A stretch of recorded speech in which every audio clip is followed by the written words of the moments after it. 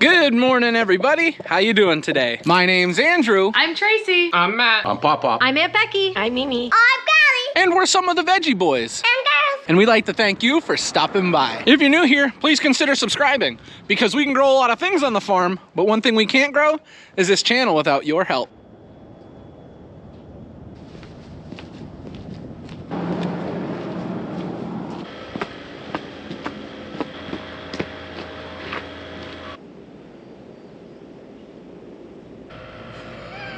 Scared me, I didn't realize.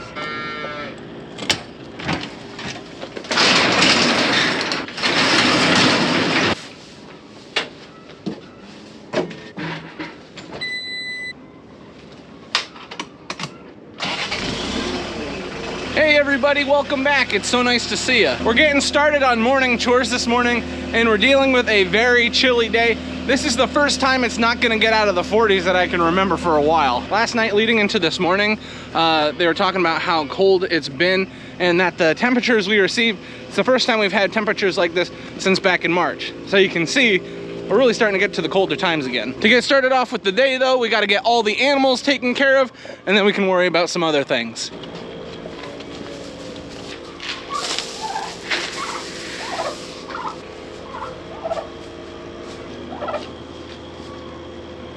The calves that we've moved into these larger pens have been doing really well. They've been eating a lot of grain and they've been eating a lot of hay, which is a good sign for us. Once these calves are a little bigger, we can move them out to pasture. We're gonna start being very careful with the calves that we do move out to pasture. We're gonna make sure that they're well established with what they're eating and that they're comfortable when it comes to colder temperatures. As it starts to get colder, that's when a lot of your cattle can get sick. And if we're gonna be moving them out to pasture, we need to make sure they're okay.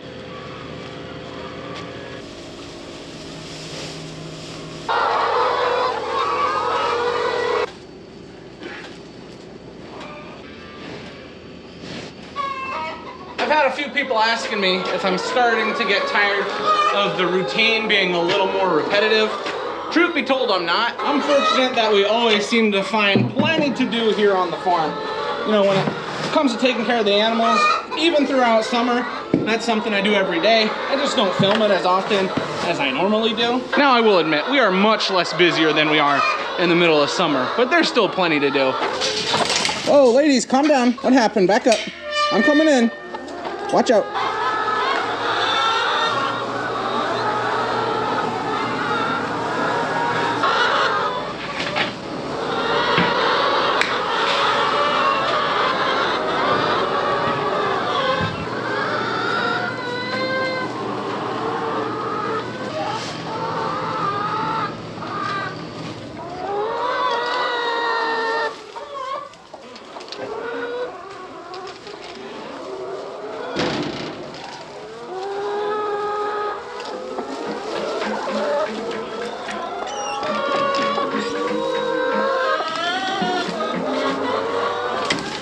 For whatever reason, these chickens have really been producing eggs. Now this is our old batch of layers. They're supposed to start slowing down in their older age, and they'll get to the point where they're eating more feed than they are producing eggs. But I don't think we're 100% at that point yet. We're getting close. But if we consistently continue to get batches of eggs out of this pen that look like this, man, we're gonna have no problem providing them for the customers.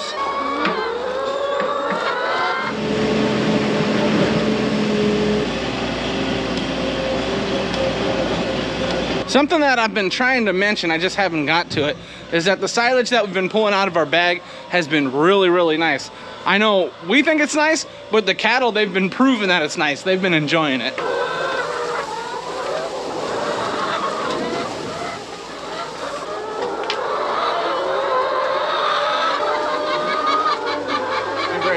So here with our batch of new layers, we're actually dealing with a little bit of a problem this morning, and it's actually our fault because we made a mistake last night. I'm finding more than the normal amount of eggs on the ground, especially this one. Look at this jumbo. Wow, that's a big egg. Here, I'll show you over one of these nests. Look over here.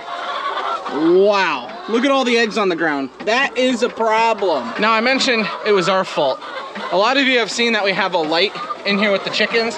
And what a lot of people believe the light is for is to encourage the chickens to eat more so that they produce eggs. Well, having a light in your pen will do that. It will encourage that.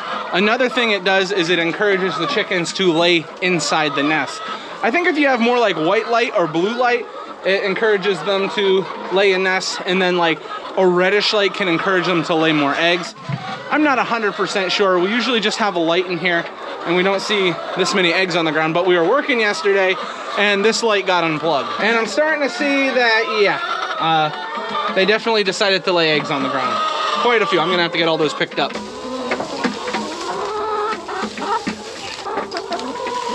Now, for obvious reasons, this is not ideal. Quit picking the camera, chickens. Trying to help me?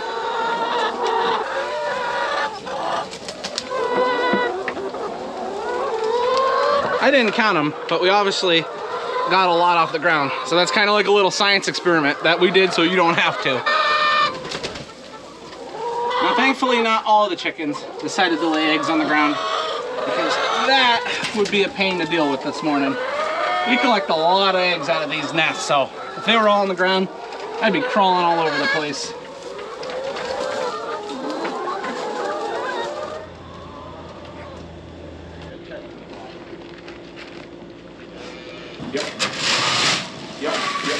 Okay. Yep. Give me a holler and I'll come down. I'll meet you down there at the shop.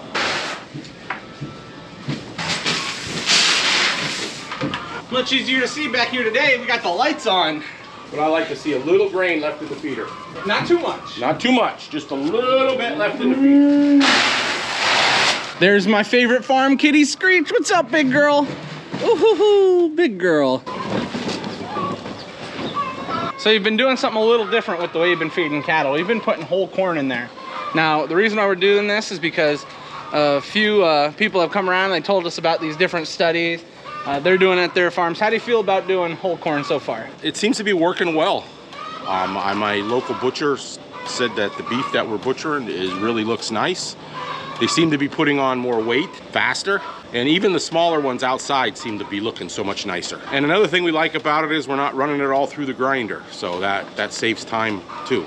So we mix mineral in the grain, so they get mineral and that they need, and then the corn puts the weight on them. Yeah, it's been working out pretty good. A lot of people have been asking about it in the comments.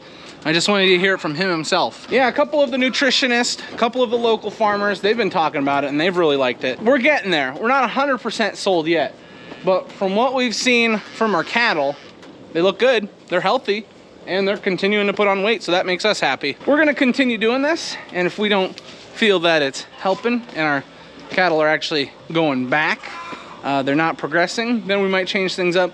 But as Dad mentioned, it's saving us a lot of time and it's saving us a lot of hours not having to run all that stuff through our grinder. He's just learning how to drink out of the bucket, so.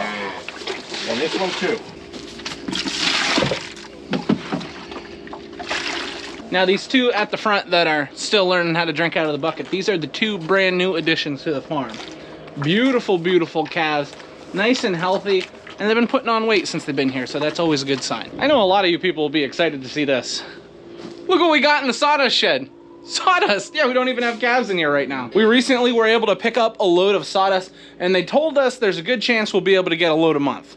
Now, a load a month is a little less than what we would need.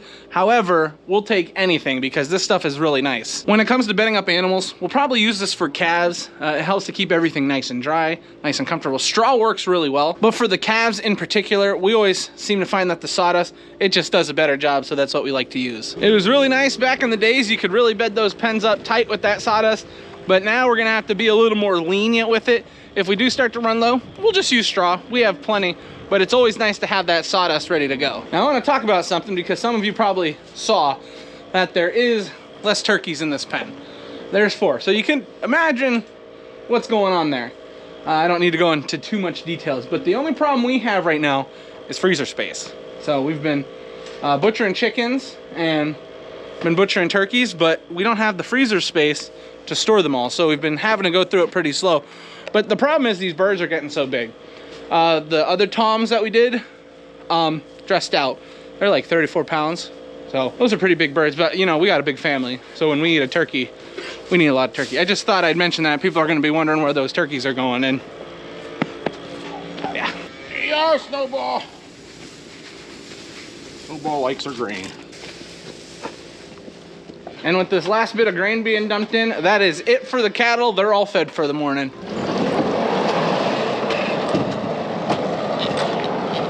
Now that animals are all taken care of for the day, we have a really big job that needs to be done. We need to bag potatoes. The local wholesaler is asking for 40 bags altogether. So 30 bags of 50s, and then we need some chef potatoes, and then I really think that they also need some 10-pounders, so it might even be more than 40 bags. Now the other day we had ran 3 bins of potatoes through the washer. They look really, really good, and now that they're all dried down, we can put them into bags. I mean, look at these things. Look at these potatoes. We're gonna have no trouble filling up bags, and we're gonna have no problems finding chef potatoes for people. Big old potato. So that is our next job, but I wanted to talk about a problem that we discovered yesterday, and we were actually able to fix it. Now in our last video, we were working on our pressure tank here in the back. We got it all set up, electrical was ran correctly, everything was good to go, but it still wasn't functioning properly. So we were throwing ideas back and forth as to what the problem was, and then it finally dawned on us, there has to be a hole in the water line somewhere. There has to be a problem in the line, and the issue is it's an old line that was ran by my grandfather many years ago. So, you know, you have an idea of where water lines are on a farm, but never 100%.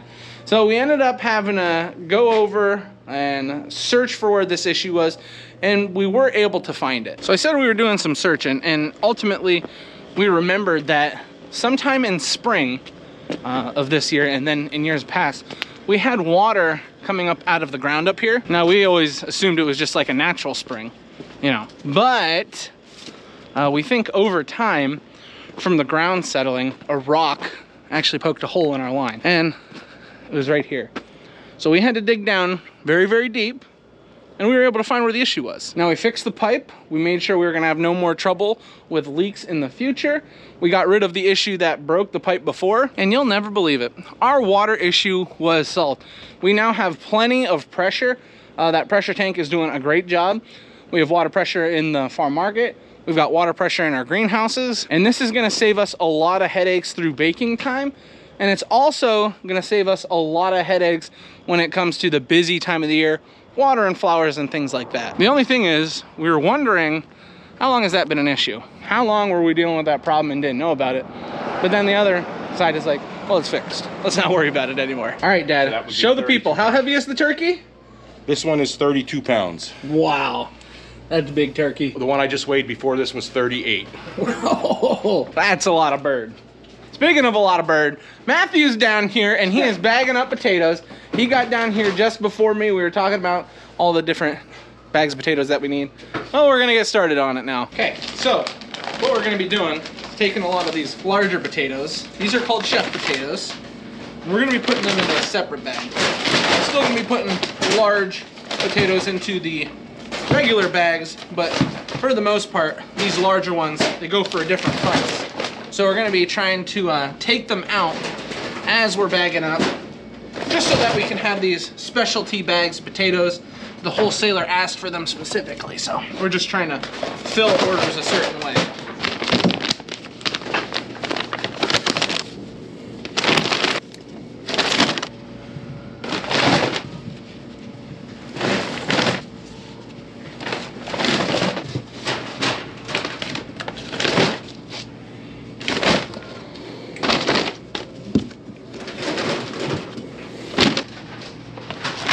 Something we've been pretty happy about is all the potatoes that we have pulled down, we ran through the washer and sorted, have been really, really nice. Now there have been occasionally potatoes that have imperfections and things that don't allow us to sell them, but if we have that problem, we eat them ourselves or we give them to the cattle. The cattle really love potatoes. The only problem you really run into when you have a harvest like the one that we did is having the availability to sell everything that you grew. That does become a problem when you have this many potatoes in storage. But we've been realistically moving anywhere from 40 to 50-pound bags of potatoes a week, which is a lot of potatoes when you get down to it. Now, how many 50-pound bags are still here? I'm not 100% sure. There's a lot of potatoes. But if we continuously go week by week and slowly take away all these potatoes, we'll be able to sell them all. We won't have to get rid of any. You can usually store potatoes for quite some time. That's why we store them dirty, we wash them when we need them, and then we bag them and sell them. But sadly, because they are harvested fresh, they don't last forever. So we do try and go through all our supply that we have relatively quickly. And I know the people in our area like having nice potatoes all winter long, and the wholesaler likes having them, and we do too, because this helps us out a ton. So this is what we're basically doing. We're going through, filling up bags, and then we sell them. And we do this pretty often as we get towards the colder months. There's not too many other jobs that need to be done, but bagging up potatoes is one that definitely does. A little bit of an update for you. I've got 9 50-pound bags. I've got 7 regulars and 2 chef potatoes. And Matt over here, he has got, what do you have? 6 regular. 6 regular and then 3 chefs. So we've been moving through it pretty quick. We got about 18 bags already done. When it comes to the 50s, we're gonna need about 40 bags. So that's quite a bit. Matthew and I are just gonna continue working on this, trying to get as many filled as possible before lunch. So let's see here, I got 13 50-pound bags of the regular potatoes, and then I have like 2.5 chefs, and I got about enough in this bin for another half bag. So that would probably be about 16 50-pound bags in one bin. That's some good math. I like that. We've been making a good amount of progress. We just about have 2 bins of potatoes completely empty. We're on to our 3rd one. We've just about got all the chef potatoes put into bags. Matthew is now taking the potatoes. He's weighing them, sewing them, and getting them onto our pallet.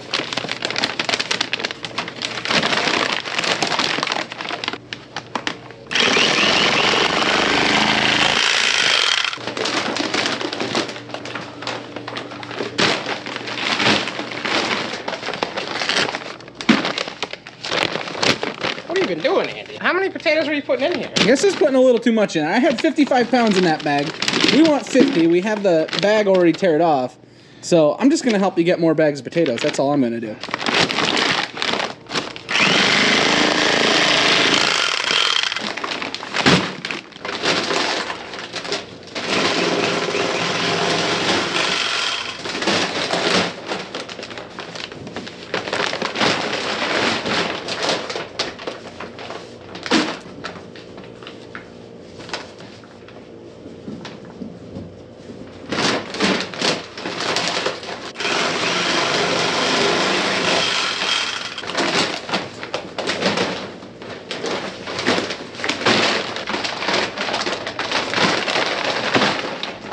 Well, we've made a lot of progress and we're just about finished, but it is lunchtime and you know we can't miss lunch. So what we're gonna do now is head up, get something to eat, and worry about finishing these potatoes up after. Something that I'm amazed by is my hands are really cold while I'm bagging up potatoes. I got these gloves on and they're pretty warm. I mean, we got a hole in this glove, but we won't talk about that.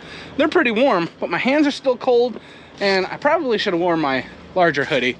This flannel, I mean, it's doing an okay job, but I'm still a little cold. I don't know if I'm ready for the really, really cold temperatures, but I better get used to it fast. For lunch today, we've got some special stuff here. We're having sandwiches, but Grammy has got homemade oatmeal bread. And then what are you doing over here? Soup. We got soup as well. Alrighty, everyone, for the afternoon, it's not gonna be too crazy on the farm. Day is pretty light just because we did so much stuff in preparation for the cold weather. To be quite honest with you, we weren't expecting it to get as cold as it did. We were expecting this to take much longer. So, you know, getting everything all like freeze prepared and stuff, that was like supposed to be like multiple days of work that we rushed through. Maybe rush is not the right word to use. We got it done, you know, carefully and effectively, as we do with most jobs. But all things considered, that job was supposed to take a lot longer. So, you know, we're kind of excited. We're gonna take today, this latter half of the day, and we're gonna use it to finish bagging up potatoes, and if need be, take it easy. And it's kind of hard to just say taking it easy because we're still gonna, hey kitty. Kitty's sleeping on the ground. We're still gonna be working up in the farm market. So I'm just checking on the animals while I'm down here. You can see our cattle are really enjoying the corn stalks that we had put down for them. Nice and relaxed. Over here, same deal. All nice and relaxed, just enjoying some bedding. You'll notice a bulk of the cattle are not here. What's that mean? They're out to pasture, right where we want them to be, enjoying the beautiful, beautiful day. Hey everybody, I am now home. We had a very wonderful day at the farm market. We got all the potatoes bagged up. We didn't have too much other crazy stuff going on. I'm currently working on making some dinner. Little known fact, I love to cook. You guys probably figured that out by now. But over here, we can see we got Mr. Ronnie looking crazy. Yeah, and then Miss Lily eating some pasta. That's a big girl. How'd they do with their dinner tonight, Mommy?